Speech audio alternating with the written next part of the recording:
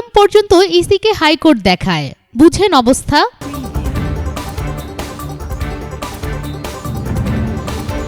নির্বাচন কমিশনের সচিব হেলাল উদ্দিন আহমেদ বলেছেন, মহামান্য হাইকোর্টের নির্দেশনা আছে। নির্দেশনা আসার কারণে আমাদের কিছু কিছু ক্ষেত্রে সমন্বয় করতে হচ্ছে, কারণ আপনারা দেখেছেন হিরো আলম পর্যন্ত হাইকোর্ট দেখায়।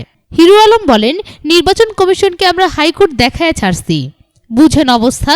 আজ সকালে নির্বাচন কমিশনের টিআই ভবনে নির্বাচনের দিন সফটওয়্যার সংক্রান্ত election management system, candidate information management system ও রেজাল্ট ম্যানেজমেন্ট সিস্টেম প্রশিক্ষণে বিশেষ অতিথির বক্তব্যে এ কথা বলেন তিনি।